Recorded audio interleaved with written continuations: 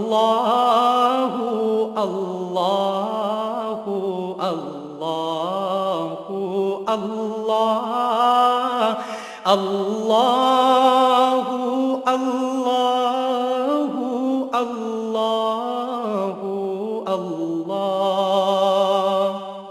الحمدللہ رب العالمین والصلاة والسلام علی حبیبہ محمد وآلہ وصحبہ اجمعین اعوذ باللہ من الشیطان الرجیم بسم اللہ الرحمن الرحیم سورہ ہود شروع ہوتی ہے۔ اس میں حضرت ہود علیہ السلام کے واقعات ہیں، اس لیے سورت کا نام ہی سورہ ہود ہے۔ ارشاد باری تعالیٰ ہے اعوذ باللہ من الشیطان الرجیم بسم اللہ الرحمن الرحیم ثم توبوا الیہ یمتعکم متاعا حسنا، پھر اس کی طرف متوجہ رہو، تم کو وقت مقرر تک خوشی اور آرام دے گا۔ مراد اس سے حیات طیبہ ہے، وہ جو آیہ کریمہ ہے نا کہ جو اللہ کی اطاعت کرتے ہیں انہیں ہم حیات طیبہ عطا کرتے ہیں، پاکیزہ زندگی عطا کرتے ہیں، جو ایسے شخص کے لیے مخصوص ہے جو ایمان اور عمل صالح کے ساتھ موصوف ہو۔ یعنی ایک تو ایمان کامل ہو، عقیدہ درست ہو، اور دوسرا اعمال سنت کے مطابق ہوں۔ عمل صالح کہتے ہیں اس عمل کو جو سنت کے مطابق ہے، چونکہ ساری صلاحیت حضور اکرم صلی اللہ علیہ وآلہ وسلم کے کردار میں ہے۔ رول بیان میں ہے کہ مراد اس سے امن و راحت کی زندگی ہے، اور حدیث شریف میں دنیا سجن المومن، ایک حدیث شریف میں آیا کہ دنیا مومن کا قید خانہ ہے، اور دوسری حدیث سے مبارک میں ہے اشد الناس بلاء الامثل فالامثل، کہ سب سے زیادہ مصیبت انبیاء پہ آتی ہے، پھر اس کے بعد نیک لوگوں پر، پھر ان کی مثال جو ہے نیک لوگ ان پر۔ تو یہ اس کے منافی نہیں ہے، کیونکہ اس سے مراد امن من غیر اللہ ہے۔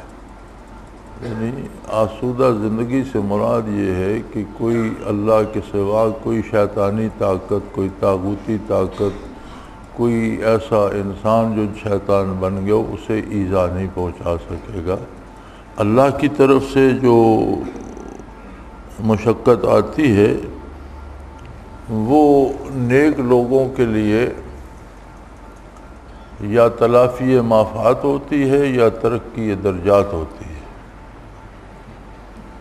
عند اللہ قرب کے بعض منازل ایسے ہیں جن کے لیے مشقت یا بیماری یا تنگی یا ترشی یا تلخی ضروری ہوتی ہے، جیسے شہادت پانے کے لیے قتل ہونا پڑتا ہے۔ اب جو راہ حق میں قتل ہوتا ہے وہ شہید ہو جاتا ہے، تو یہ قتل کا فعل جو ہے یہ شہادت سے متعلق ہے، قتل ہوتا ہے تو شہید ہوتا ہے۔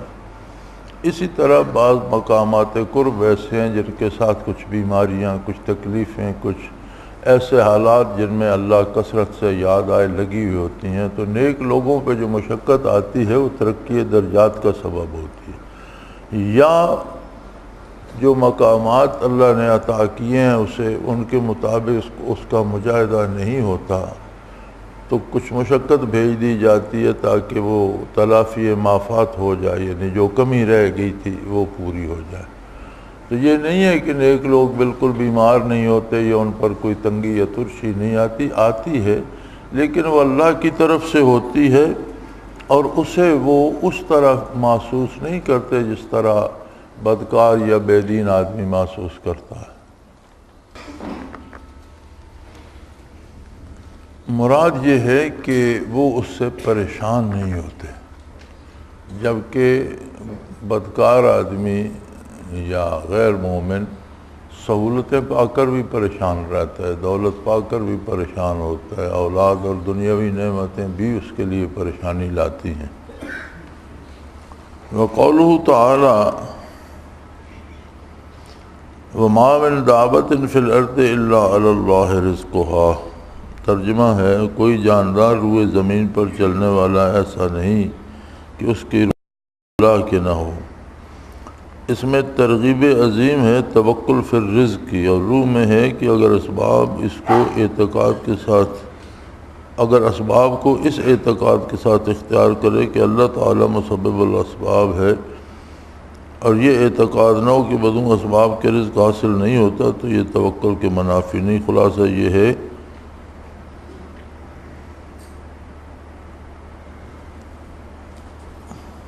کہ وثوق اور ارادہ قلب حق تعالیٰ کے ساتھ ہونا چاہیے۔ زمین پر کوئی جاندار ایسا نہیں جس کا رزق اللہ کے ذمہ نہ ہو۔ تو فرماتے ہیں اس میں اشارہ اس طرف ہے کہ رزق کو ہمیشہ اللہ کی طرف سے سمجھے، اور وہ قادر ہے بغیر اسباب کے بھی دے سکتا ہے۔ اسباب اختیار کرنا الگ سے عبادت ہے۔ ہمارے اسباب کا ہم دیکھتے ہیں کئی دفعہ ہم خرچ کرتے ہیں پیسہ منافع کے لیے، ہو نقصان جاتا ہے، تو نتیجہ تو اللہ کریم کے ہاتھ میں ہے۔ تو فرمایا یہ طے شدہ بات ہے، اللہ نے فرما دیا کہ ہر ایک کا رزق میرے ذمہ ہے، تو بھروسہ اللہ پہ رکھے۔ اس کا حاصل یہ ہے کہ کوئی مسلمان دولت سے خریدا نہ جا سکے۔ اسے یہ پتہ ہو کہ میرا رزق میرے رب نے مجھے دینا ہے، کوئی اسے پیسے دے کر یا لالچ دے کر اس سے غلط کام نہ کروا سکے۔ رہ گیا اسباب اختیار کرنا، تو اسباب اختیار کرنا، مزدوری کرنا یا کھیتی باڑی کرنا یا ملازمت کرنا یا کاروبار کرنا، یہ الگ سے اطاعت الہی ہے۔ اگر شرعی حدود کے اندر اور سنت کے مطابق ہو تو یہ الگ سے عبادت ہے۔ اب ضروری نہیں کہ اس پر وہی رزق مرتب ہو جو ہمارا انداز ہے۔ ہزاروں ایکڑ کی فصلیں تباہ ہو گئیں سیلاب سے، اب لوگوں نے تباہی کے لیے تو نہیں لگائی تھیں، لیکن وہ سبب تو جاتا رہا۔ بہرحال رزق تو انہیں دے گا، جس طرف سے بھی دے گا، جو سبب بھی بنائے گا۔ تو اسباب اختیار کرے، لیکن قلبی ارادہ اور امید اللہ پر۔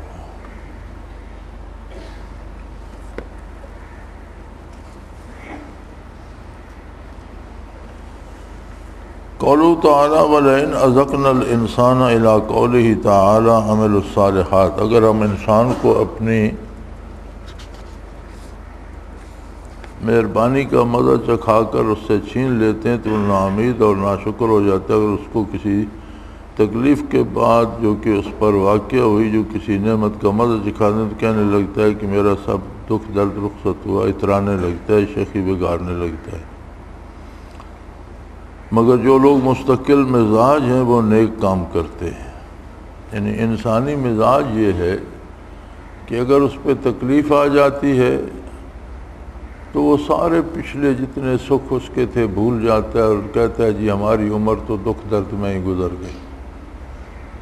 اگر ایک شخص 30-40 سال صحت مند رہتا ہے اور ایک دن درد ہو جاتا ہے دانت میں یا سر میں، تو کہتا ہے جی ہمیں تو ساری عمر بیماریوں نے گھیرے رکھا، نا امید ہو جاتا ہے، میں مر جاؤں گا، میں نہیں بچ سکتا۔ اور اگر وہی تکلیف اللہ کریم رفع کر دیتے ہیں اور صحت دے دیتے ہیں تو پھر شکر نہیں کرتا، پھر بجائے شکر کرنے کے اترانے لگتا ہے کہ جی میں طاقتور ہوں، میں اتنا تکڑا ہوں، میں ٹھیک ہو گیا۔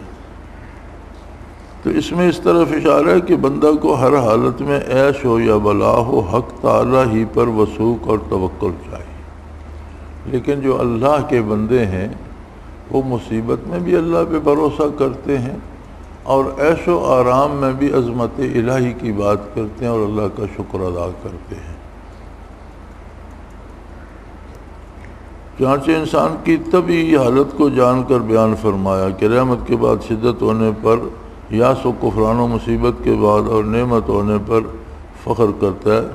صابرین کو استثناء فرما کر مضمون بالا کی طرف میں فرمایا یہ عمومی جو انسانی مزاج ہے اس کی بات ہو رہی ہے، لیکن جو اللہ کے بندے ہیں وہ ہر حال میں اللہ کریم سے امید بھی رکھتے ہیں، امید کرم بھی رکھتے ہیں، اور اس کا شکر بھی ادا کرتے ہیں۔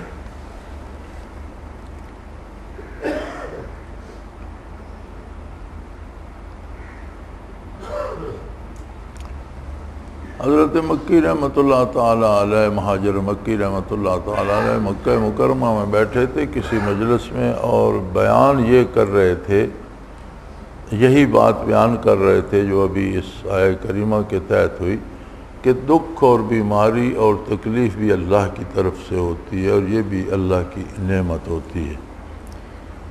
مجلس میں بہت لوگ بیٹھے تھے، تو ایک آدمی آ گیا اور اس نے عرض کی کہ حضرت میں بڑا بیمار ہوں اور بہت پریشان ہوں، تو میرے لیے دعا فرمائیے اللہ مجھے صحت دے۔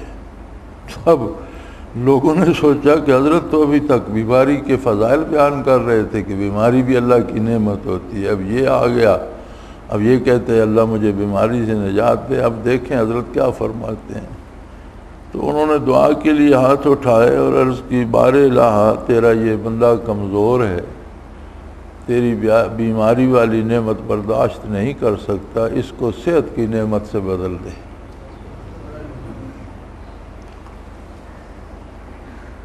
تو اہل اللہ کا طریق یہ ہوتا ہے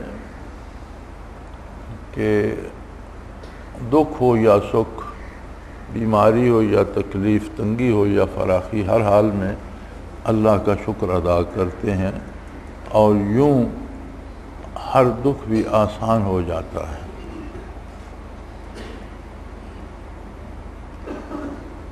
قولہ تعالی فلعلک تارک بعد ما یوحی الیک وضائق بہ صدرک، ترجمہ ہے سو شاید آپ ان احکام میں سے جو آپ کے پاس وحی کے ذریعے بھیجے جاتے ہیں بعض کو چھوڑ دینا چاہتے ہیں، آپ کا دل اس بات سے تنگ ہوتا ہے۔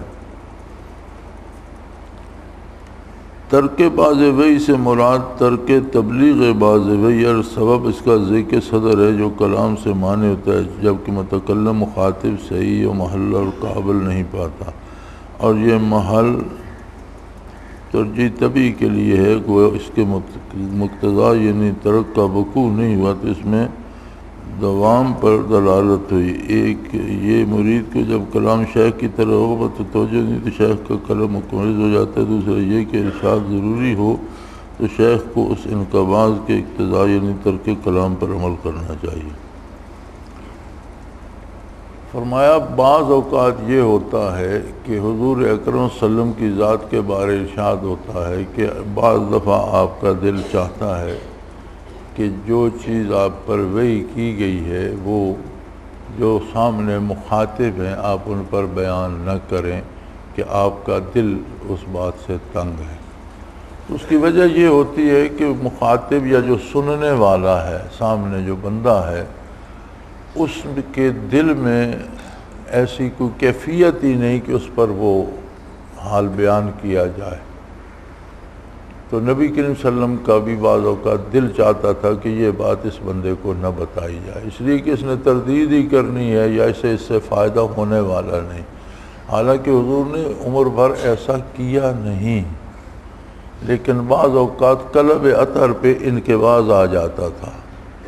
تو یہاں یہ فرماتے ہیں کہ شیخ کے پاس جب بندہ جاتا ہے تو حصول برکات کی نیت لے کر جائے اور دل کو فراخ کر کے جائے، ورنہ شیخ کے دل کے پہ بھی انقباض آ جاتا ہے، اور جو چیزیں اس کے لیے ضروری تھیں یا شیخ نے بتانی تھیں وہ اس کا دل نہیں کرتا کہ اسے بتائے۔ اور یہ کیفیات قلبی ہوتی ہیں جو ایک بعض اوقات ایسا ہوتا ہے ایک آدمی آ کر بیٹھتا ہے تو جی چاہتا ہے کہ یہ اٹھ جائے۔ اب کوئی خاص یہ تو نہیں کہ کسی خاص بندے پر ضرور ہے کہ وہ بیٹھا رہے دوسرا اٹھ جائے، یہ اس لیے ہوتا ہے کہ وہ جو بندہ ہوتا ہے اس میں استعداد قبولیت کی نہیں ہوتی، شاید اس کا ارادہ کوئی حصول برکات کی بجائے کوئی اور ہوتا ہے۔ بعض لوگوں کو یہ شوق ہوتا ہے کہ جی میں بڑے قریب بیٹھتا ہوں، میں بہت معتبر ہوں، میں بہت بڑا آدمی ہوں، میری جماعت میں بڑی عزت ہوگی، میں ہر وقت شیخ کے پاس بیٹھا رہتا ہوں، میرا ظاہری رتبہ بڑھ جائے گا۔ یہ ساری چیزیں اس میں اپنا اثر چھوڑتی ہیں، اور اگر کوئی بھی غرض سوائے حصول برکات اور رضائی الہی کے ہو تو شیخ کے قلب پہ بھی انقباض آ جاتا ہے، اور فیض تو کیا ہونا ہے وہ بات کرنا پسند نہیں کرتا۔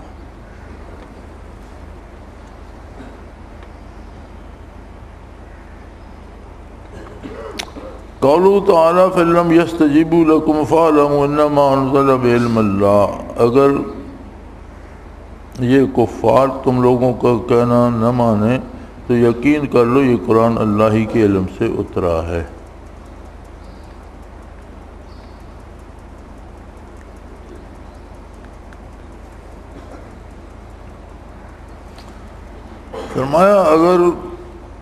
فرماتے ہیں کہ اگر کفار تم لوگوں کو کہنا نہ کر سکیں تو یقین کر لو قرآن اللہ کے علم سے اترا ہے، اور یہ علم تو مومنین کو اس سے کفار کے ظاہر ہونے سے قبل بھی حاصل تھا، یعنی اگر کافر اس کو قبول نہ کرتے تو بھی مومنین کو تو یقین تھا کہ قرآن اللہ کی طرف سے۔ تو اس سے فرماتے ہیں اس سے مراد علم کی قوت ہے، تو اس میں دلالت ہوئی کہ خالق کو قوت اعتقاد میں خاص دخل ہے۔ نزول قرآن خرق عادت ہے، معجزہ ہے، اور مومنین کو اس معجزے کی وجہ سے یقین کامل حاصل تھا۔ تو فرماتے ہیں کرامات سے بھی یقین جو ہے وہ زیادہ مستحکم ہوتا ہے، ان کی یہ برکت ہوتی ہے، ورنہ تو پہلے بھی بندے کو اعتماد ہوتا ہے، لیکن اگر کوئی کرامت دیکھتا ہے تو یقین مستحکم ہو جاتا ہے۔ قولہ تعالی من کان یرید الحیات الدنیا، وہ شخص جو محض دنیا کی حیات دنیا اور اس کی رونق چاہتا ہے، روح میں ہے۔ اس طرح تفسیر کی ایک جو شخص اپنے عمل اخروی سے حیات دنیا کا مثل جا اور مدح کا قصد کرے، ہم ان کو ان کے اعمال کی جزا دنیا میں پوری دے دیتے ہیں بشرطے کہ ہم چاہیں۔ میں کہتا ہوں کہ اس کے منہ میں لذات نفسانیہ مواجد طبیعہ بھی داخل ہو گئے، کیونکہ یہ بھی دنیا ہی میں داخل ہے۔ بعض لوگ دینی علم بھی حاصل کرتے ہیں اللہ کی رضا کے لیے نہیں، اپنی بڑائی کے لیے۔ بعض لوگ کثرت عبادت کرتے ہیں، روزے کثرت سے رکھتے ہیں، نفلیں کثرت سے پڑھتے ہیں، تلاوت کثرت سے کرتے ہیں، لیکن مراد یہ ہوتی ہے کہ لوگ میری خدمت کریں، مجھے بہت پارسا سمجھیں، مجھے پیسے دیں، مجھے دولت دیں، تو مراد دنیا ہوتی ہے، آخرت نہیں ہوتی۔ تو اللہ کریم فرماتے ہیں کہ ایسے لوگوں کی وہ جو محنت، عبادت، مجاہدہ ہے، اس کا بدلہ انہیں ہم دنیا میں شہرت سے یا دولت سے یا جو ان کا مقصد ہوتا ہے اس سے دے دیتے ہیں، اور جب وہ قبر میں آئیں گے یا برزخ میں داخل ہوتے ہیں تو جیسے انہوں نے عبادت کی یا نہ کی، وہ جو کی تھی اس کا معاوضہ تو دنیا میں پا لیا، اس وقت خالیات ہوتے ہیں۔ تو اللہ کی عبادت محض اللہ کی رضا کے لیے کرنی چاہیے۔ یہ دو چیزیں بڑی خطرناک ہیں۔ ایک تو ہر بندے کا یہ جی چاہنے لگتا ہے کہ دوسرے مجھے نیک سمجھیں۔ پھر لوگوں کے نیک سمجھنے سے کیا ہوگا؟ معاملہ تو اللہ کے ساتھ۔ اگر اللہ کی بارگاہ میں کوئی نیک شمار ہوتا ہے تو ساری دنیا اس کی نیکی کا انکار کر دے، اس کا تو کچھ نہیں بگڑے گا، اور اگر اللہ کی بارگاہ میں نیک نہیں ہے تو ساری دنیا اسے نیک مانتی رہے، اس سے کیا ہوگا؟ تو فرمایا سالک کو معاملہ اللہ سے رکھنا چاہیے۔ یہ میرے مجاہدے پہ لوگ میری عزت کریں یا میرے مجاہدے پہ لوگ مجھے بڑا سمجھیں یا یہ یا وہ، اور کچھ تو بندے میں یہ ہوتا ہے، کچھ یہ وہ کہتے ہیں نا کہ کچھ تو ہوتے ہیں محبت میں جنوں کے آثار، اور کچھ لوگ بھی دیوانہ بنا دیتے ہیں۔ کچھ تو ہر بندہ انسان ہے، اس کے اپنے اندر خواہش ہو سکتی ہے کہ مجھے بڑا سمجھا جائے۔ کچھ یہ جو عقیدت مند جمع ہو جاتے ہیں، یہ بھی تباہ کرنے میں کوئی کسر نہیں چھوڑتے۔ یہاں کئی دفعہ ساتھی آتے تھے تو بعض ساتھیوں کو یہ گھیر لیتے تھے، کسی کے پاؤں دھلا رہے ہیں، کسی کے ہاتھ دھلا رہے ہیں، کسی کی ٹانگیں دبا رہے ہیں۔ بالآخر مجھے حکماً بیان کرنا پڑا۔ بیان کا بھئی جو اپنے ہاتھ پاؤں خود نہیں دھو سکتا وہ تیمم کر لے، وضو نہ کرے، کسی دوسرے سے نہ دھلائے۔ شرعی قاعدہ ہے، معذور ہو تو تیمم کر لو، ٹانگوں میں درد ہوتا ہے تو نہ چلو، بستر پر پڑے رہو، لیکن کسی دوسرے کو ٹانگیں دبوانے میں مت لگاؤ۔ اس سے ہوتا یہ ہے کہ ایک آدمی میں اپنے اس میں بھی تکبر پیدا ہوتا ہے، اور یہ جو آ جاتے ہیں نا ارد گرد ہواری، یہ اس تکبر کو بڑھانے میں بڑا کردار عطا کرتے ہیں، کوئی ہاتھ چوم رہا ہے، کوئی پاؤں چوم رہا ہے، کوئی گھٹنے چوم رہا ہے۔ خدا کے بندو انسانوں کی طرح رہو، وہ بھی تمہارا انسان ہے، استاد ہے، تمہیں اس سے فیض حاصل کرنا ہے، شیخ ہے، اس کا ادب و احترام اپنی جگہ، لیکن وہ کوئی مافوق الفطرت ہستی تو نہیں بن گیا کہ تم نے اس کی پوجا شروع کر دی۔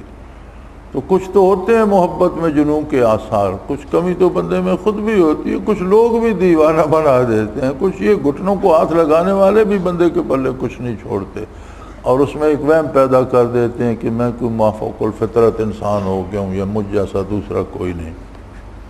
تو سالک کو ان چیزوں کا خیال رکھنا چاہیے اور اس سے بچنا چاہیے۔ وَمَنْ أَظْلَمُ مِمَّنِ افْتَرَىٰ عَلَى اللَّهِ كَذِبًا، ایسے شخص سے زیادہ کون ظالم ہوگا جو اللہ پر جھوٹ باندھے۔ فرماتے ہیں سلوک میں اس کی مثال وہ شخص ہے جو اپنی وضع و دعوت ولایت ظاہر کرتا ہو اور یا اللہ کے کلمات کے ساتھ تکلم کرتا ہو مگر باطن میں فاسق اور جاہل ہو۔ یعنی ایسے لوگ جنہوں نے سلوک سیکھا بھی نہیں، جانتے بھی نہیں، لیکن وضاقتہ بنا کر ایک ٹوپی پہنیں گے، اس پر ایک رومال لیں گے، اس کے اوپر ایک چادر لیں گے، ایک ہاتھ میں تسبیح ہوگی، آتا جاتا کچھ نہیں، طریقہ سیکھا نہیں، سلیقہ آتا نہیں، شکل ایسی بنائی ہے جیسے بہت بڑے مشائخ میں سے ہو۔ فرمایا یہ وہ لوگ ہیں جو اللہ پر جھوٹ باندھنے والوں میں ہیں، لوگوں کو بھی دھوکہ دیتے ہیں اور اللہ پر بھی جھوٹ باندھتے ہیں۔ سالک کے لیے یہ ہے کہ جو اس کا فطری اور طبعی لباس جیسا وہ رہتا ہے ویسا ہی رہے، ضرورت نہیں ہے اسے کوئی حلیہ بنانے کی اور کوئی خاص شکل بنانے کی کہ لوگ اسے پارسا سمجھیں۔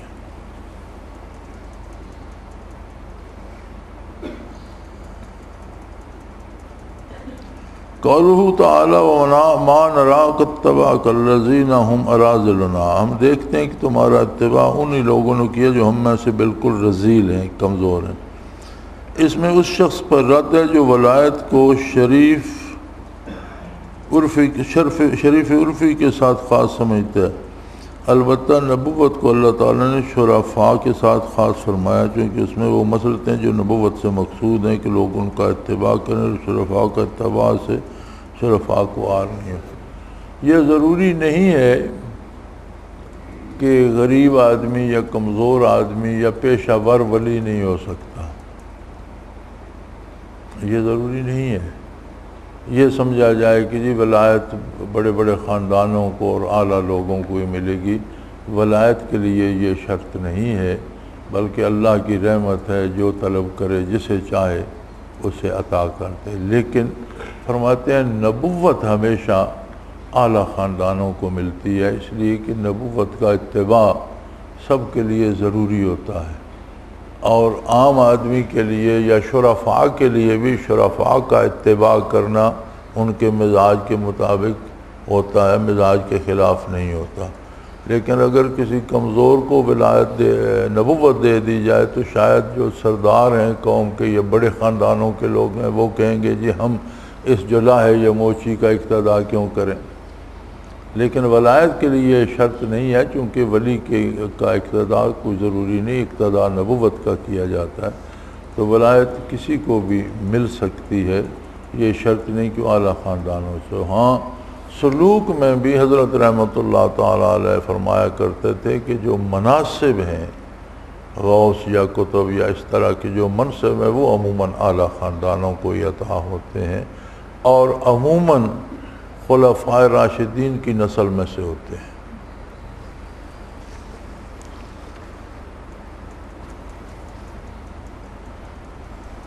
قولہ تعالی انلزمکموها وانتم لها کارہون، تو کیا ہم اس کو تمہارے گلے مر دیں اور تم اس سے نفرت کی۔ روح البیان میں ہے کہ اس میں اشارہ اس طرف ہے کہ منکر کو اہل اللہ سے استفادہ نہیں ہو سکتا۔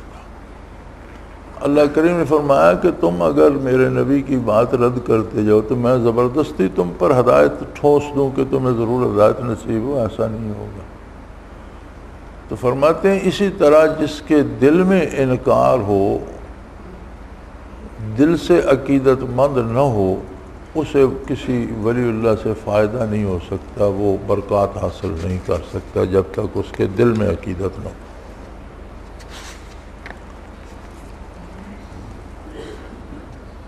اور جب تک وہ منکر رہے گا منتفع نہیں ہو سکتا، جب تک انکار رہے گا فائدہ نہیں ہوگا۔ اور یہ میں نے یہاں تک دیکھا ہے، بڑی عجیب بات ہے کہ ضرورت نہیں ہوتی تعویذ دینے کی، لیکن میں اس لیے لکھ دیتا ہوں اور آیات قرآنی لکھ کے دیتا ہوں کہ لوگ پھر بے دینوں کے پاس چلے جاتے ہیں تعویذ لینے، اور وہاں دولت بھی ضائع کرتے ہیں اور عقیدہ اور ایمان بھی ضائع کر بیٹھتے ہیں۔ تو اس سے بچانے کے لیے، لیکن اگر کسی کے دل میں عقیدت نہ ہو، عجیب بات ہے، اسے فائدہ تعویذوں سے بھی نہیں ہوتا۔ یہ بڑی عجیب بات دیکھی ہے۔ حالانکہ بے شمار لوگ بڑے بڑے خطرناک امراض سے صحت یاب ہو، کینسر کے مریض ٹھیک ہو جاتے ہیں، بڑی بڑی خطرناک مریض جو ہیں امراض جنہیں ڈاکٹروں نے جواب دے دیا ہوتا ہے، بچ جاتے ہیں، ٹھیک ہو جاتے ہیں، صحت ٹھیک ہو جاتی ہے اللہ کے کلام سے۔ لیکن جس کے دل میں عقیدت نہ ہو اسے فائدہ نہیں ہوتا۔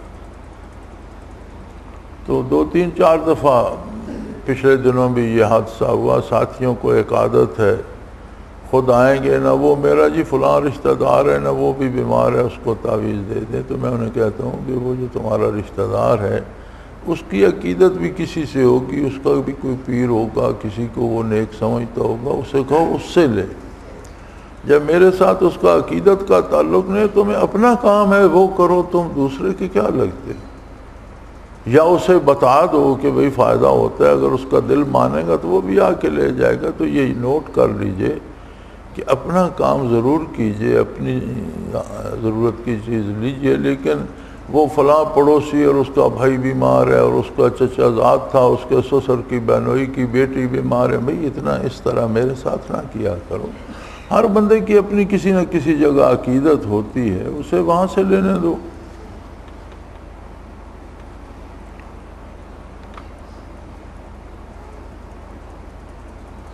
قولہ تعالی قال ان تسخروا منا فانا نسخر منکم کما تسخرون۔ آپ فرمائیے کہ اگر تم ہم پر ہنستے ہو تو ہم پر تم پر ہنستے ہیں جیسا کہ تم پر ہنستے تھے۔ دلالت ہے جواب بالمثل سے انتقام لینا مکارم اخلاق کے منافی نہیں ہے۔ نوح علیہ السلام کے واقعہ میں آتا ہے جب وہ کشتی بنا رہے تھے تو ان کا مذاق اڑاتے تھے ان کی قوم کے عمراء، تو انہوں نے فرمایا آج تم ہنس لو ہم پر، وقت آ رہا ہے ہم تم پر ہنسیں گے۔ جب سیلاب آیا تو وہ سارے غرق ہو گئے اور صرف نوح علیہ السلام کے ساتھ جو کشتی میں وہ بچے۔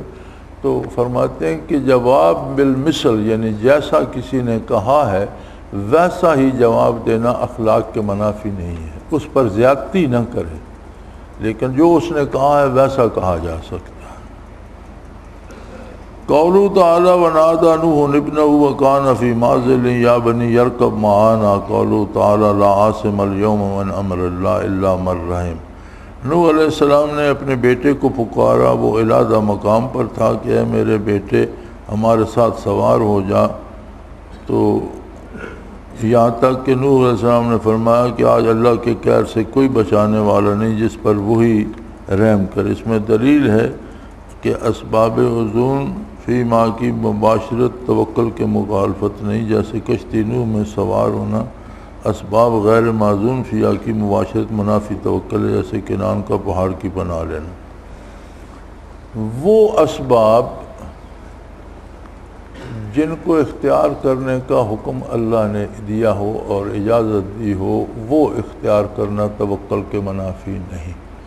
جیسے نوح علیہ السلام کی کشتی کو اللہ نے سلامتی کا سبب بنایا تھا سیلاب میں، تو سیلاب سے بچنے کے لیے کشتی میں سوار ہونا توکل کے منافی نہیں۔ لیکن ان کے بیٹے نے کیا کہا، انہوں نے میں پہاڑ پر چڑھ جاؤں گا، یاسمنی من الماء، مجھے پہاڑ طوفان سے بچا لے گا۔ فرمایا یہ توکل کے منافی ہے، کیونکہ اللہ نے پہاڑ پر چڑھ کر بچنے کی اجازت نہیں دی تھی، صرف ایک سبب تھا بچنے کا اور وہ تھی کشتی نوح علیہ السلام۔ وہ پہاڑ پر چڑھا غرق ہو گیا اور توکل کے بھی خلاف تھا۔ تو فرماتے ہیں کہ جو معذون یعنی جن کی اجازت دی گئی ہے، ایسے اسباب جن کو اختیار کرنے کی اجازت دی گئی ہے، وہ اختیار کرنا توکل کے منافی نہیں۔ جیسے بیمار کے لیے علاج کرنا سنت ہے، اب بیمار ہو گیا جی میں دوائی نہیں لیتا، اللہ کریم خود ٹھیک ہے، ٹھیک تو اللہ نے ہی کرنا ہے، لیکن دوائی لینا یہ اللہ کی طرف سے اجازت ہے کہ بیماری کا علاج کیا جائے، تو یہ توکل کے منافی نہیں۔ یعنی جن امور کی اجازت ہوتی ہے ان کا اختیار کرنا توکل کے منافی نہیں، یہ توکل میں داخل ہے۔ قولہ تعالی یا نوح انہ لیس من اہلک انہ عمل غیر صالح، اللہ تعالیٰ نے فرمایا اے نوح یہ شخص تمہارے گھر والوں سے نہیں، یہ تباہ کار ہے۔ روح البیان میں اس طرف اشارہ ہے کہ جب شرف نسب کے ساتھ صلاح نہ ہو وہ کل عدم ہے، یعنی سگا بیٹا تھا نوح علیہ السلام کا، اور اللہ پاک نے فرمایا کہ وہ تمہارے خاندان سے نہیں ہے، اس کا تمہارے ساتھ کوئی تعلق نہیں۔ کیوں؟ انہ عمل غیر صالح، اس کا کردار جو ہے وہ درست نہیں ہے۔ تو فرماتے ہیں شرف نسب یعنی نسبی تعلق تب معتبر ہے جب اتباع بھی کیا جائے۔ اب بعض لوگ سید ہونے کا دعویٰ کرتے ہیں لیکن ان کا نہ عقیدہ صحیح ہوتا ہے نہ کردار صحیح ہوتا ہے، تو اس کی کوئی اہمیت نہیں۔ ہاں عقیدہ بھی درست ہو، اتباع بھی کرے اور نسبی تعلق بھی ہو تو پھر نور علی نور ہے، پھر اس کا شرف ہے، پھر اس کے لیے عزت و احترام ہے، اس کا ایک مقام ہے۔ لیکن اگر اتباع نہ کرے اور محض نسلی تعلق ہو بھی تو اس کا کوئی فائدہ نہیں، اس کی کوئی حیثیت نہیں۔ قولہ تعالی فلا تسألنی ما لیس لک بہ علم، مجھے ایسی چیز کی درخواست مت کرو جس کی تم کو خبر نہیں، یعنی جس کے ثواب و غیر ثواب ہونے کا علم نہ ہو۔ مشتبہ الحال دعا سے نہیں ہے، جو امر معلوم تھا اس کی دعا سے نہیں بدرجہ اولا مفہوم ہوگی۔ قضا پھر اس سے ہمارے زمانہ کے مشائخ کی دعاؤں کا حال معلوم ہوتا ہے کہ انہیں جس امر کے لیے درخواست کیا ہے اس کے لیے دعا کرنے کو شروع ہو جاتے ہیں۔ اس طرح بعض سالکین بعض ماجد کی دعا کرتے ہیں حالانکہ ان کا ضرر نفع کچھ معلوم نہیں۔ فرماتے ہیں جب نوح علیہ السلام نے بیٹے کے بچانے کی دعا کی تو اللہ کریم نے فرمایا کہ جس بات کے نفع و نقصان کا آپ کو علم نہیں ہے اس کی درخواست مت کیجیے، اور انہوں نے اللہ کریم سے معذرت چاہی، توبہ چاہی، معافی چاہی۔ تو فرماتے ہیں کہ ہمارے ہاں رواج یہ ہے کہ جس پیر کو جس شیخ کو کہو جی دعا کر دیں، وہ بغیر سوچے سمجھے دعا پہ شروع ہو جاتا ہے۔ دعا کے لیے دیکھنا یہ چاہیے کہ اگر آپ کو یہ معلوم ہے کہ اس میں نفع ہے تو دعا کرو، اور جب جانتے ہیں کہ اس میں نفع نہیں ہے نقصان ہے تو اس کے لیے دعا کرنا منع ہے۔ یہ بڑی عجیب بات ہے کہ اب یہ کیسے پتہ چلے کہ اس میں نفع ہے یا نقصان ہے؟ اس کا آسان طریقہ یہ ہے کہ امور شرعی جو شرعاً جائز ہیں ان میں نفع ہی نفع ہے، ان کے لیے دعا کی جائے۔ کسی غیر شرعی کام کے لیے دعا نہ کی جائے کہ کوئی ڈاکو آپ کے پاس آ جائے، حضرت دعا فرمائے میرا ڈاکہ کامیاب رہے، اور حضرت دونوں ہاتھ اٹھائے بیٹھے ہوں کہ یا اللہ اسے کامیابی عطا کر، تو ایسی چیزیں ممنوع ہیں۔ دعا کے بھی آداب ہیں۔ کوئی ایسا کام جو اللہ کے حکم یا حضور صلی اللہ علیہ وسلم کی سنت کے خلاف ہو اس کے لیے دعا کرنے کی اجازت نہیں ہے، بلکہ وہ دعا کرنا بھی گستاخی شمار ہوگا۔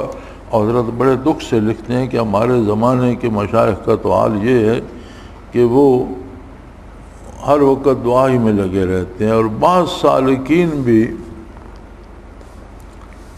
بعض احوال و مواجد کی دعا کرتے ہیں، یعنی بعض صوفی بھی عجیب عجیب دعائیں کرتے ہیں کہ یا اللہ مجھے فلاں مرتبہ دے دے، فلاں مقام دے دے۔ انہیں یہ پتہ نہیں کہ مجھ میں اس کی اہلیت ہے یا نہیں، یا وہ ہوگا تو میرے حق میں بہتر ہوگا یا خراب ہوگا، میں اگلے حال سے بھی جاتا رہوں گا۔ تو فرمایا ایسی دعائیں نہیں کرنی چاہیے، مقصد حصول رضائے باری ہو۔ اب آگے جو کچھ عطا ہوتا ہے وہ اللہ بہتر جانتا ہے۔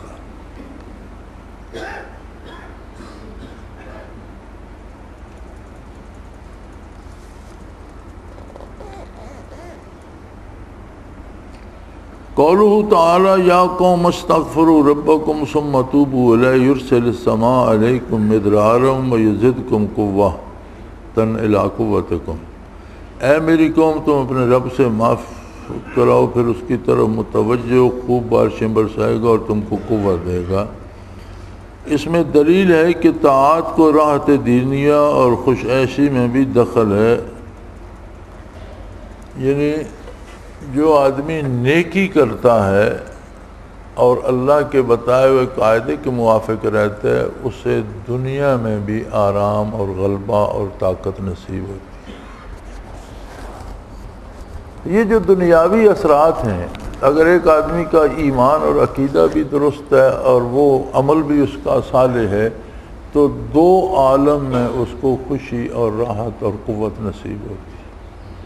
لیکن عجیب بات یہ ہے کہ دنیاوی امور کے لیے اگر کوئی حضور کا اتباع کسی کام میں اختیار کرتا ہے تو دنیا میں وہ کافر بھی ہو اس کام میں کامیاب رہتا ہے۔ اور یہی راز ہے۔ آج یہ بڑا سوال ہوتا ہے کہ جی مسلمان تو ذلیل و خوار ہو گئے اور مغرب کے کافر جو ہیں ان کے پاس بڑی طاقت ہے، کفار کے پاس طاقت ہے، وہ چین میں ہو، جاپان میں ہوں یا وہ امریکہ میں ہوں، یورپ میں ہوں، ان کے پاس بڑی طاقت ہے، مسلمانوں کے پاس نہیں۔ تو ہم اگر اسباب دینیہ پہ غور کریں تو جب نبی صلی اللہ علیہ وسلم کی بعثت ہوئی تو یہ ساری اقوام جہالت میں ڈوبی ہوئی تھیں اور انتہائی درجے کے ظالم بھی تھے، بدکار بھی تھے، بھوکے بھی تھے، لٹیرے تھے، مفلس تھے۔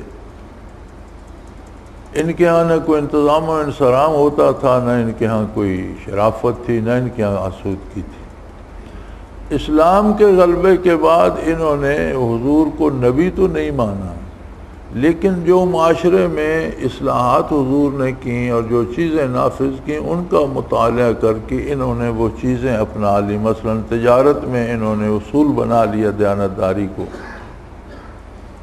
معاملات میں راست بازی کو اور ذمہ داری پوری کرنے کو۔ تو جہاں جہاں انہوں نے اسلام کے اصول اپنائے دنیا میں بھی وہ طاقتور بھی ہو گئے، آسودہ حال بھی ہو گئے۔ اب اتنا فرق ہے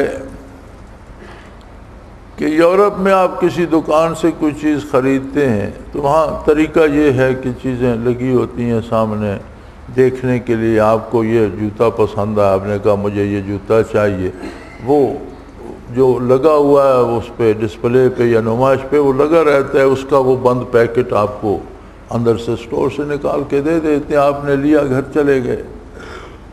اب جب آپ نے کھولا تو اس جوتے میں کہیں کٹ لگا ہوا تھا یا کوئی خرابی تھی، تو آپ کو ایک فون کرنا ہے دکاندار کو، بھئی آپ نے جو جوتا مجھے دیا اس میں نقص ہے۔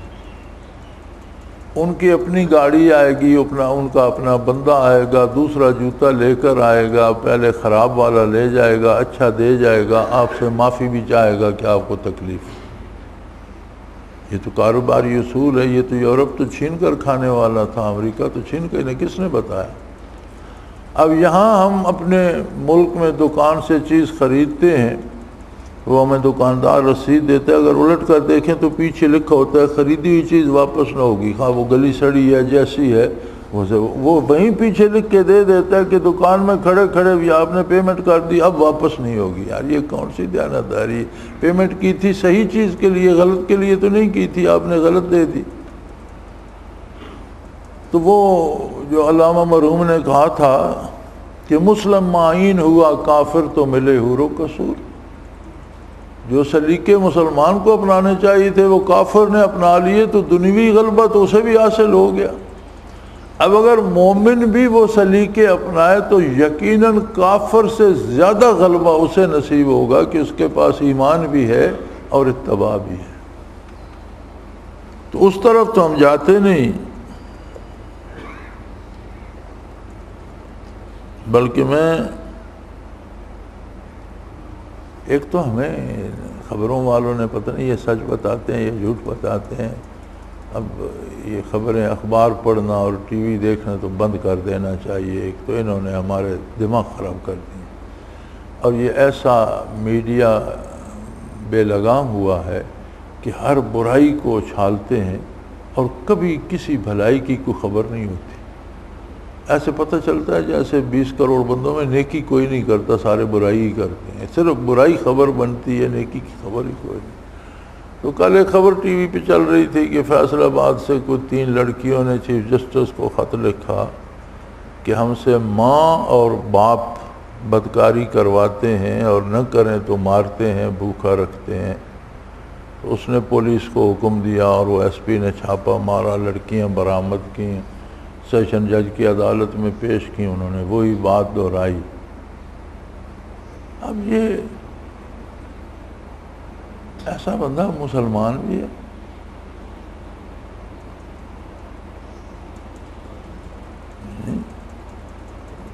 سوچا نہیں جا سکتا کہ سگی ماں، سگا باپ، سگی بیٹیوں کو چند پیسوں کے لیے برائی پہ لگائیں۔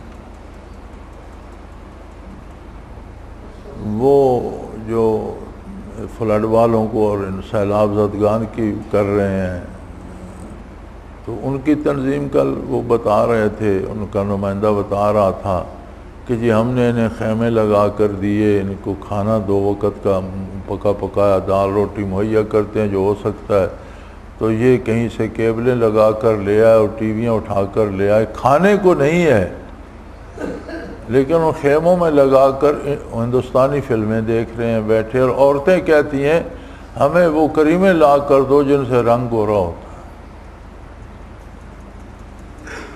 تو یہ خبریں سن کر میری سمجھ میں تو نہیں آتا کہ مسلمان ہونا تو دور کی بات ہے، ہم انسان بھی ہیں، یعنی عام نارمل انسان بھی ہو، گھر بہہ گئے، گاؤں بہہ گئے، لاکھوں لوگ غرق ہو گئے، فصلیں تباہ ہو گئی، مویشی غرق ہو گئے، گردا گرد پانی ہے، سڑک کا ایک کنارہ ہے، اس پہ آپ خیمے میں بیٹھے ہیں، لیکن آپ کو انڈین فلم بھی یاد ہے اور رنگ گورا کرنے کی فکر بھی ہے۔ یعنی موت کے منہ میں بیٹھ کر بھی اگر ہمیں کوئی خوف خدا نہیں ہے، کوئی دیانت و امانت کا خیال نہیں ہے، شرافت کا، تو کب آئے گا؟ منیر نیازی اللہ اس کی مغفرت کرے، بیچارہ فوت ہو گیا، اچھا آدمی تھا، میرے ساتھ اس کی بھی بیعت تھی۔ تو ایک دن مجھے سنانے لگا کہ حضرت اس قوم کا حال یہ ہے کہ کسی آدمی کو دریا میں اترا تو اسے مگرمچھ نے نگل لیا، اور وہ اسے نگلے جا رہا تھا، آدھا بار تھا آدھا مگرمچھ کے منہ میں، لیکن مزے سے سگریٹ لگائی ہوئی تھی۔ تو کنارے کے قریب کوئی دوسرا بندہ کھڑا تھا، تو وہ اس نے دیکھا تو اسے کہنے لگا یار ذرا سگریٹ دو، میں بھی اپنی سگریٹ سلگا لوں۔ یعنی دونوں کو یہ فکر نہیں تھی کہ مگرمچھ کھایا جا رہا ہے۔ تو مجھے سمجھ نہیں آتی تھی کہ میں کہتا تھا یار نیازی صاحب آپ کا مزاج ہی ایسا ہے، اتنا نا امید ہونے کی ضرورت نہیں۔ لیکن یہ 2 خبریں کل سن کر تو میں نے کہا وہ سچ کہتا ہے، میرا عام لوگوں کے ساتھ میل جول نہیں ہے، وہ عام لوگوں سے ملتا تھا، اس کا تجربہ تھا، وہ ٹھیک کہتا تھا۔ یہ عجیب قوم ہے کہ آدھا مگرمچھ نگل گیا لیکن وہ مزے سے سگریٹ پی رہا ہے۔ دیکھو سیلاب جیسی آفت نے انہیں کھا لیا، شاید کئیوں کے بچے، کئیوں کے بھائی، کئیوں مال مویشی، گھر تو سب کا گیا، لیکن انڈین فلم کی اور رنگ گورا کرنے کی فکر وہاں بھی ہے۔ تو ایسی قوم کو کوئی کیا کہے۔ انا للہ و انا الیہ راجعون۔ قولہ تعالی فقیدونی جمیعا، سو تم میرے ساتھ داؤ گھاٹ کر، یعنی اپنا سارا زور لگا لو۔ ہود علیہ السلام کا بڑا قوی توکل معلوم ہوتا ہے کہ تم تمام قوم میں تنہا تھے، پھر بھی آپ نے ان کی کیسی مذمت کی اور ان کو کیسے فرمایا کہ یہ توکل کا کمال ہے کہ ساری قوم ان کے خلاف تھی، لیکن ہود علیہ السلام نے کہا کہ بھئی کل پھر تمہیں افسوس نہ رہے، جو کر سکتے ہو میرے خلاف کر لو، میرے ساتھ میرا اللہ ہے، تباہی تمہارا مقدر ہے، تم ذلیل ہوگے، میرا کچھ نہیں بگاڑ سکو گے۔ اور وہی ہوا، قوم تباہ ہوئی اور وہ بچ گئے۔ قولہ تعالی وعصوا رسلا، اور اس کا رسولوں کا کہنا نہ مانا۔ ایک رسول کے عصیان کو سب رسل کے عصیان کا مقصود سب کا واحد ہے۔ اس میں اشارہ ہو گیا کہ بعض مقبولین پر انکار ایسا ہے جیسے سب مقبول۔ انکار تو قوم نے ایک رسول کا کیا تھا، ارشاد ہوا کہ انہوں نے میرے رسولوں کا انکار کر دیا۔ ایک تو یہ ہے کہ منصب رسالت سب کو اللہ کی طرف سے ملا، دوسری بات یہ ہے کہ پیغام سب نبیوں کا ایک تھا، ایک کا جھٹلایا تو سب کا جھٹلایا۔ تو فرمایا انہوں نے ایک رسول کی نافرمانی کی تھی، اللہ نے فَعَصَوْا رُسُلَهُ، اللہ کے رسولوں کی نافرمانی کی۔ تو فرماتے ہیں اس میں اشارہ یہ ہے کہ کسی ایک ولی اللہ کی بھی توہین کی جائے تو یہ ایسے ہے جیسے سب کی جائے۔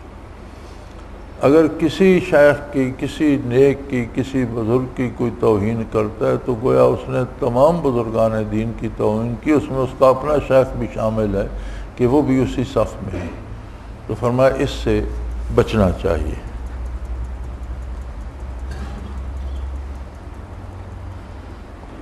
قولہ تعالی علی بعدا لعاد قوم ہود،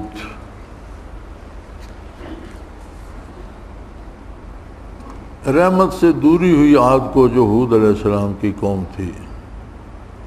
اس میں دلیل ہے اس پر کہ معاندین پر حق پر ہلاکت کی دعا کرنا کمال کے منافی نہیں، یعنی اگر کوئی بالکل ہی حد سے گزرنا شروع کر دے اور حق کا راستہ روکنا شروع کر دے تو حق کے غلبہ کے لیے اس کی تباہی کی دعا کرنا جو ہے یہ کوئی کمال کے منافی نہیں ہے، کرنی چاہیے۔ انبیاء نے بھی ان لوگوں کے لیے بد دعا کی ہے جو بالکل حق کے راستے میں دیوار بن کر کھڑے ہو گئے تھے اور ان کی تباہی کی گزارش کی ہے۔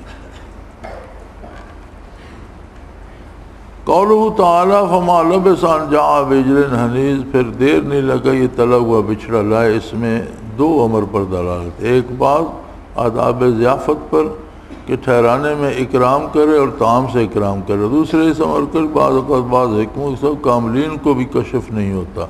ابراہیم علیہ السلام نے اس طرح لوط علیہ السلام نے اول ذرہ میں ملائکہ کو نہیں پہچانا۔ فرماتے ہیں یہ ابراہیم علیہ السلام کے واقعہ میں آتا ہے کہ کچھ ملائکہ انسانی شکل میں حاضر ہوئے تو آپ انہوں نے بٹھایا اور فوراً ایک بچڑا ذبح کر کے پورا بچڑا تلوا کر لے آئے۔ تو فرماتے ہیں اس میں دو چیزیں ملتی ہیں، ایک تو مہمان کا اکرام کرے اور اپنی طرف سے جتنی جرأت ہے اتنا اچھا کھانا دینا بھی اکرام ضیافت میں شامل ہے، مہمان کی عزت میں شامل ہے۔ جو اس کے توفیق ہے اپنی حیثیت کے مطابق اچھا کھانا پانی دے۔ دوسرا فرماتے ہیں اس سے یہ ظاہر ہوتا ہے کہ کاملین کو بھی بعض دفعہ کسی مسلط کی وجہ سے اللہ کریم کشف نہیں کراتے۔ اب یہی ابراہیم علیہ السلام ہے، اللہ فرماتے ہیں کذالک نری ابراہیم ملکوت السماوات والارض، ہم نے زمینوں آسمانوں کی بادشاہتیں کھول کر ابراہیم کے سامنے رکھ دیں۔ اور یہی ابراہیم علیہ السلام ہے کہ فرشتے آئے تو ان کے لیے بچڑا تل کے لیا، سمجھا کوئی مہمان ہی ہے، انسان ہے، یہ کشف نہیں ہوا کہ یہ تو فرشتے ہیں جب تک انہوں نے بتایا نہیں۔ تو کشف بھی اللہ تعالیٰ کے اپنے دست قدرت میں ہے، جو بات چاہتا ہے وہ ظاہر کر دیتا ہے، جب نہیں اسی طرح جب وہ لوط علیہ السلام کے پاس پہنچے تو اب وہ تو فرشتے تھے، قوم لوط نے گھیرا ڈال دیا تو لوط علیہ السلام گھبرا گئے۔ ذالک یوم عصیب، فرمایا آج بہت مشکل دن آ گیا ہے مجھ پر، میری زندگی کا مشکل ترین دن ہے، میں ان بچوں کو کیسے بچاؤں گا؟ تو انہوں نے کہا فکر نہ کریں، ہم اللہ کے فرشتے ہیں، ہم ان سے نبٹ لیں گے۔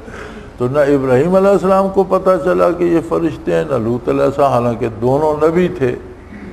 تو فرمایا یہ اللہ کی مصلحت ہوتی ہے، جب نہیں چاہتا تو کسی صاحب کشف کو بھی کشف نہیں ہوتا۔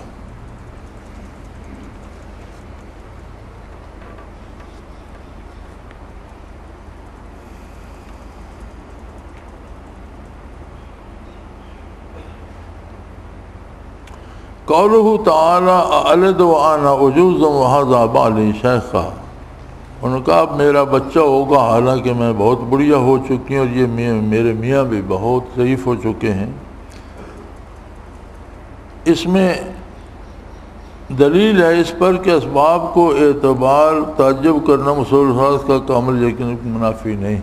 فرمایا بعض اوقات ایسی چیزیں ہوتی ہیں جو انسان کے عقل کو حیران کر دیتی ہیں، تو اس پر حیرت کا اظہار کرنا عظمت الہی کے منافی نہیں۔ انسان پھر انسان ہے، جیسے مائی صاحبہ نے ابراہیم علیہ السلام کی زوجہ محترمہ نے جب فرشتوں نے کہا اللہ آپ کو بیٹا دے گا، تو انہوں نے کہا اس عمر میں تو ضعیف اور بوڑھی ہو چکی ہوں، کمر دوری ہو گئی، اور ساری عمر میں بانجھ رہی، میری اولاد ہی نہیں ہوئی، اور یہ میرے میاں جو ہیں یہ بھی بہت ضعیف ہو چکے ہیں، تو اب بیٹا کیسے ہوگا؟ تو انہوں نے کہا تعجبین من امر اللہ، آپ کو اللہ کے حکم پر حیرت ہو رہی ہے؟ تو پھر انہیں اطمینان ہو گیا کہ اللہ چاہے جو چاہے کر سکتا ہے۔ فرمایا بعض ایسی چیزیں ظہور پذیر ہوتی ہیں کہ بندہ اس پہ حیرت کا اظہار کرے تو عظمت الہی کے منافی نہیں۔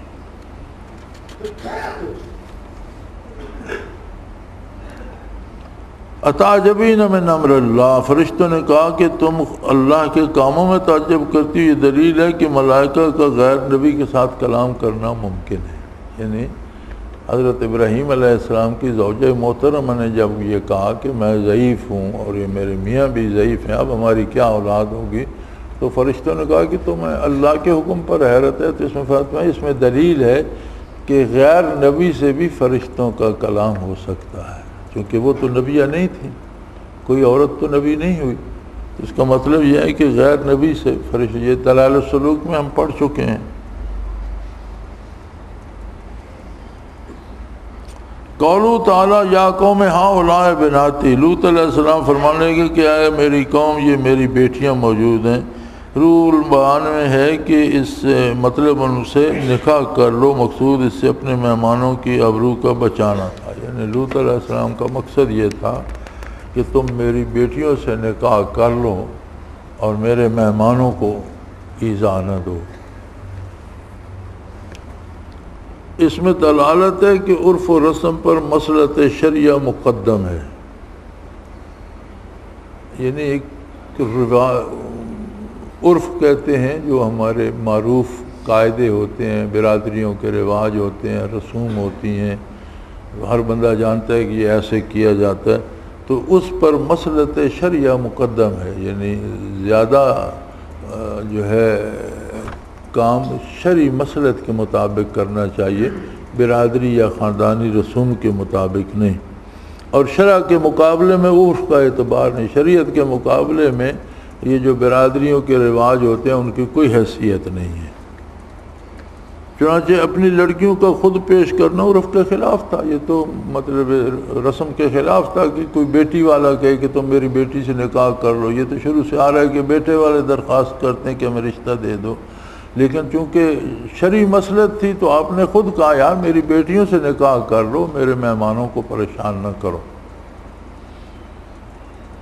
لیکن آپ بمقابلہ بقایا ضعیف کے مقصود شرعی ہے اس کی کچھ پرواہ نہ کی، چونکہ وہ جو عرف تھا یعنی جو رواج تھے وہ دنیا کے بنائے ہوئے تھے، اور یہ مصلحت شرعی تھی کہ مہمانوں کی عزت بچائی جائے یا انہیں تکلیف سے بچایا جائے۔ تو انہوں نے کہا یار میری بیٹیاں ہیں ان سے نکاح کر لو، میں رشتے دینے کو تیار ہوں، میرے مہمانوں کو ایذا نہ دو۔ تو فرماتے ہیں کہ رسوم جو ہوتی ہیں برادری کی ان پر احکام شرعی افضل ہیں اور شریعت پر عمل کرنا چاہیے، جبکہ آج کے دور میں بھی ہم اکثر دیکھتے ہیں کہ خوشی کے کام کی تو بات ہی نہ کریں، ہم تو جنازے بھی رسومات کے مطابق کرتے ہیں، شریعت کی پرواہ نہیں کرتے، حالانکہ احکام شرعی کو مقدم رکھنا چاہیے رسومات سے۔ اللہ اللہ اللہ اللہ اللہ اللہ اللہ اللہ۔ حضرت امیر محمد اکرم آوان مد ذلہ العالی دارالعرفان منارہ ضلع چکوال میں سالہ سال سے قرآن و حدیث کے اوپر خطابات کر رہے ہیں اور سلسلہ نقشبندیہ اویسیہ کے مطابق لوگوں کو ذکر الہی کی تربیت دے رہے ہیں۔ وہ قرآن پاک کی تفسیر ترتیب وار بیان کر رہے ہیں۔ تفسیر قرآن کو وہ موجودہ ملکی اور بین الاقوامی حالات کے مطابق بیان کرتے ہیں۔ موٹر وے سے کلر کہار کے انٹرچینج سے نکلتے ہوئے کلر کہار کی جھیل سے ہوتے ہوئے میانی، بوچھال اور نور پور سے گزرتے ہوئے دارالعرفان منارہ پہنچ سکتے ہیں۔ حضرت امیر محمد اکرم آوان نے بچیوں اور بچوں کی دینی اور دنیاوی تعلیم کے لیے سقارہ اکیڈمی کے نام سے ایک درسگاہ بھی قائم کی ہے، جس کا افتتاح ملک پاکستان کے صدر جنرل محمد ضیاء الحق نے اپنے دست مبارک سے کیا تھا۔ وہ تمام احباب جو اسلام کی طلب رکھتے ہیں ان سے گزارش ہے کہ دارالعرفان منارہ ضلع چکوال میں امیر محمد اکرم آوان صاحب کے خطابات سے مستفید ہوں۔ وہ ہر جمعے کو نماز سے پہلے بیان فرماتے ہیں۔ ہر ماہ کی پہلی اتوار کو ماہانہ اجتماع ہوتا ہے جس میں آپ خصوصی خطاب فرماتے ہیں اور پاکستان کے چاروں صوبوں سے احباب اس اجتماع میں شرکت کرتے ہیں۔ اس کے علاوہ یہاں سال میں 2 مرکزی اجتماعات بھی ہوتے ہیں، ایک رمضان المبارک میں اعتکاف کا اجتماع اور دوسرا جولائی اور اگست میں 40 دن کا اجتماع ہوتا ہے جس میں روحانی تربیت کی جاتی ہے۔ اپنا خون سیماب دے کر اتنا ہم کر جائیں گے، نام آقا کا چمن میں پھر رقم کر جائیں گے۔